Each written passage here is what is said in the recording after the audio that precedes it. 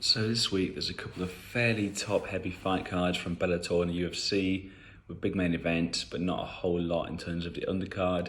UFC's obviously got the big Abu Dhabi card next week, which I'm actually attending and pretty excited about. Bellator, it's more the usual setup. They don't really have the depth to be putting on 5 fights for big name fighters. They go for a more boxing-like approach, big names headlining, and then some smaller names and some up-and-comers on the rest of the main card. Talking of up-and-comers, on the Bellator card, you've got Khabib Nurmagomedov's younger brother, Usman, which is apparently a name that's given nowadays to great MMA wrestlers. So Usman is 23, like his brother. He's undefeated in the lightweight division. He's got up to 13-0. He's going up against a guy with an 11-8 record. That guy's coming off a loss. If you want a fun bet, you can get odds as good as 13-1 for him to win. Needless to say, I won't be going for that one. So, on to the two main events. Bellator 269 in Moscow, you've got the last emperor, Fedor Emelianenko, up against one of the last great handlebar mustaches, Timothy Johnson. Surprisingly close fight as far as betting goes, but in my eyes, you have to go for Johnson. No discredit to Fedor, he's top 3 heavyweights ever, if not the best. But he's someone who could have retired 10 years ago. He's talking about this maybe being his last fight. He is 8-2 in his last 10 fights, to his credit, but that did include Rampage Jackson, Chael Sonnen, both going up in weight.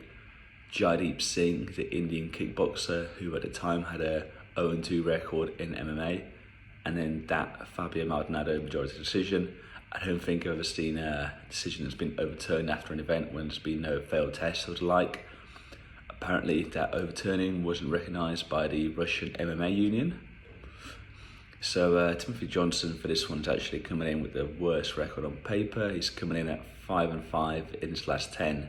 But if you look at the level of competition he's fought, it's a lot more understandable. 4 of those fights were in the UFC. And then in Bellator, he actually had some good wins against Matt Mitrione, Czech Congo. Being half Russian, it's never nice to pick against your own, but I'm going to have to go with Johnson, favourite, second round TKO.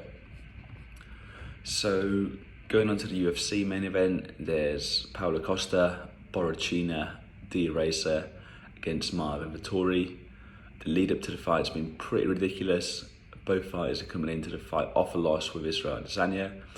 Both got some great excuses for it as well. Paulo Costa apparently drank a bottle of wine the night before the fight to try and fall asleep and was hungover the next day.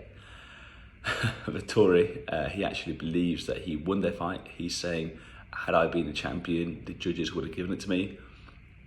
No one watches that fight back and says that. He does. Anyway. There were rumours this whole week that Costa wasn't going to make weight, and so a couple of days ago it was actually announced that it would be a catch weight of 195 pounds. This morning I've actually seen the announcement that it's been bumped up to light heavyweight. I actually had thought this would be quite a tough one to call, both fighters having a similar fighting style, similarly skilled on the feet.